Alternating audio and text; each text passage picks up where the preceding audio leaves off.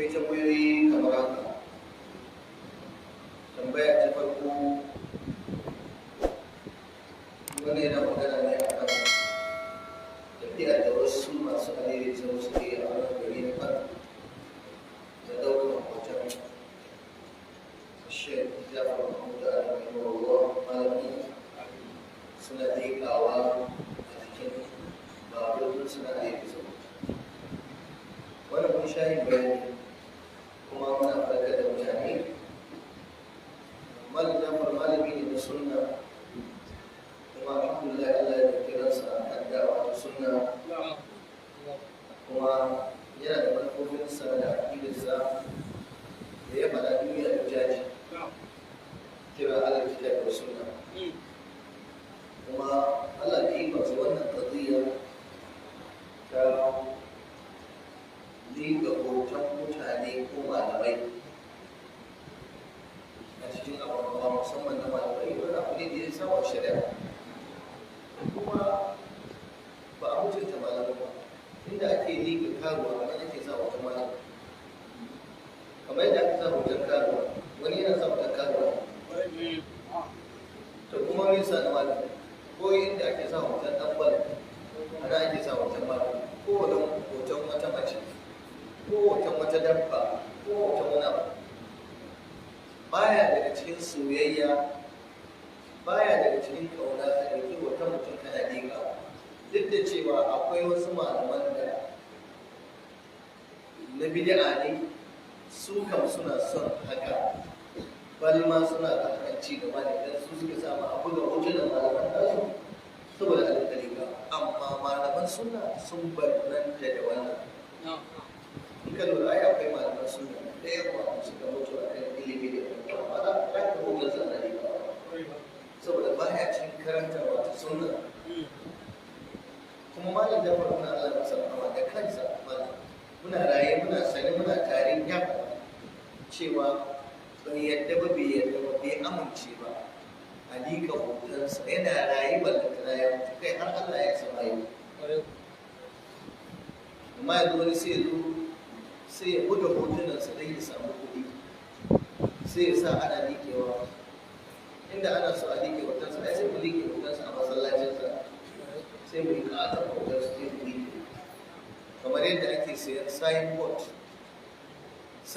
da sani a saya a liƙe hoton shi ana gani kamar mun ba mu aiki ya saba wa shari'a da haka kuma wani ya zo ni mai babur yana wannan ya sani cewa ya shiga ne mana gaba ko ya shiga aikin sunna da malaman sunna ba wani malamin da ya san me yake yi da zai ce wai a ɗauki hotonsa ana liƙawa. Asalin ba mai ƙirƙirin hotunan nan shi ne masababin fara hoton kuma wannan kowa ya sani. So ba addini ba ne rataye hoton kuma ya wani shugaba ko wani jami'i ko wani wani makale-makalen hotuna a rataye shi ko a makarashi ko a cikin abin hawa ko a gida ko a kofar gida ko a ofis ko waye wannan baya cikin karantarwar sunna da haka ya saba wa abin da ake yi shi wannan sako isar da shi ko ainihin wato gaya waɗanda suke cewa ba daidai bane kuma ya saba wa karantarwar malam Jafar Allah ya sa an kamo wani yana irin wannan nace idan na san kauna ta same ki Allah san da wannan kira da mai da shi nace bari mu baka memory card 16 GB ko 32 GB cika maka da tafsirin malam Jafar da lajjojinsa ka rinka sa shi a cikin hadisi saboda wanda ka dauka kai kuma shi wannan ita ce kauna ga waɗannan masu son malam Jafar za su yi mana wannan da sun biya mu kuma na faɗa duk wanda yake so dan hadisi saboda inda yana daga hoton malami to ya zo ni zan ba shi memory a cike da karatun malami ya cire hoton ya sa memory a adidin sauransa ya ta mana da awa abin da muke so ke a maimakon a sa hoton mu a zo a karɓi karatu kyauta ba wallahi nan baya a isar da wannan sako in dai mai linka hotonsa ne ya zo ya cire hoton ko kuma ba shi memory ka saka yanzu da ka sa hotonsa ba wanda ka sa karatunsa kowa ya ba mai hoton zai ƙara dan balle shi ɗan balbi in waɗancan suna sawa su ga dama suke sawa amma mun ga aƙida mu gaba da mutum na mutum din wannan yana kawo kuka ne a ina jin wani attajiri ne a unguwarsa yana da kuɗin ba da zakka amma baya bayarwa.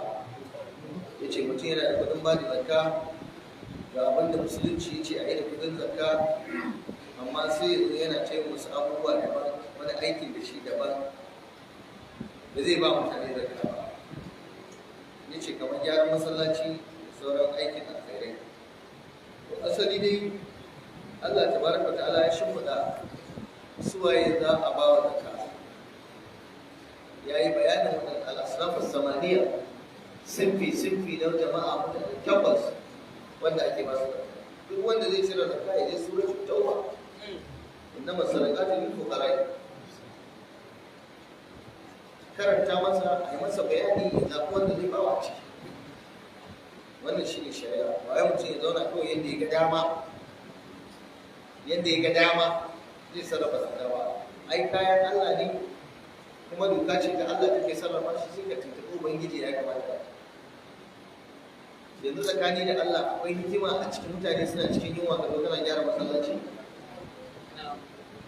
Ko akwai hikima a cikin mutane suna buƙatar abin da za su ci, wani an kore shi a gidan haya, wani bayi da abin da zai ci, wani yana kaza, wani yana kaza, sai ka je kana wani abu da neman suna. Duk da cewa wasu malaman sun ba da fatawar gina makaranta, gina masallaci yana daga cikin wafi sabilillah.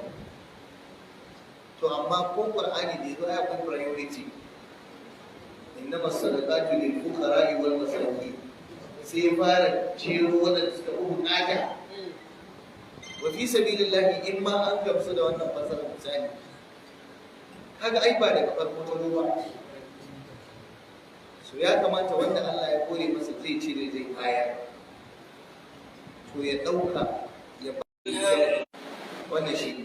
To amma kai kuma ka daina sa ido akan mutane. Wataƙila ka ga wani attajiri a garin ku yana aikin masallaci, ka ce kuɗin zakka ne yake yi, baka sani wataƙila kuɗin addinin ka ne. Ka daina yin fassara akan abin da ba ne. To kar a zargi mutum don an ga bai wato a titi ya bayar ba, a zage shi a ce wai baya bayarwa. Kada ya, wannan kuskure ne kuma ba daidai ba ne. Amma gode wa Allah ma ya yarda ma zai dan bayar dan har ya kawo masallaci. Ai wani ma baya bayar, wani ya lissafa ya buga yara suka mai lissafi, aka ce alhaji da kannan fata kai miliyan barkaci kaza, ya ce kai, ya ce kuma da su kudi.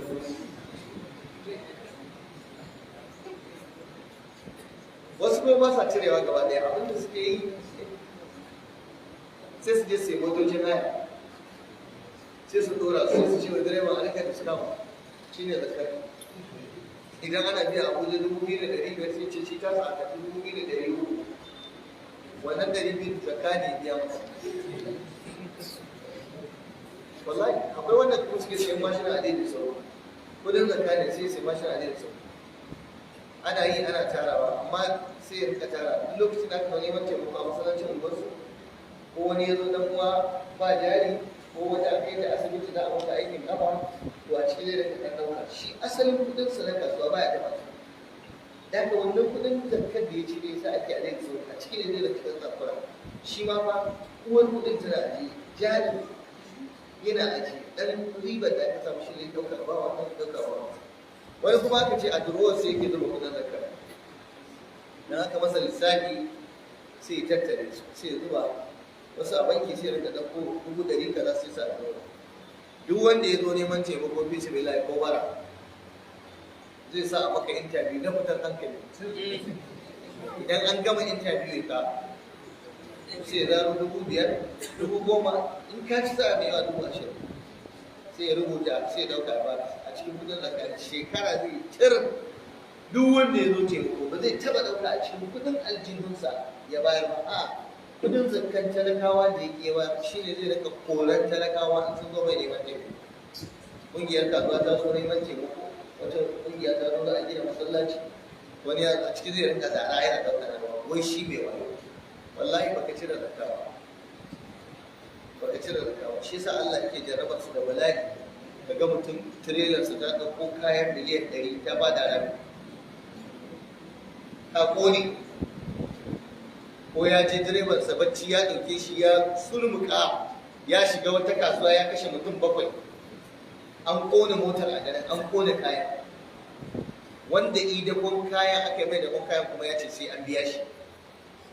Ko mutum tirela su je ta ɗauko mai daga Lagos da taho sai ta kusa shiga gari sai ta zo ta kwamsa hatsari sai ta faɗi ta kone mai ya kone kuma mai mai ce sai an biya shi. Allah ya ta ɗora musu asara ba sa gari. Ko ya je lissafi ya tarar da wani yaronsa shi kadai ya ci masa naira miliyan 250. Yaro ɗaya an yi lissafi an nemi 250 a shagonsa an rasa, kuma bai da kotun da zai kai ta kama yaro. Kaga ya ƙi ya ba da zakar naira miliyan 50, amma yaronsa ya cinye mai nawa naira miliyan 250. Allah yana kama mutane ta hanyoyi da dama amma ba su iya ganewa. Ko Allah ya jarrabe ka da wata mata mai shegen ciwo mai cin kuɗi, ko Allah ya sa ka haihu wani dan sakila mai cin kuɗi, kullum ana tafiya inda da shi a jiya ya ƙi warkewa, sai ya gama girma ya gama cin kuɗin kuma ya mutu. Haka Allah yake yi.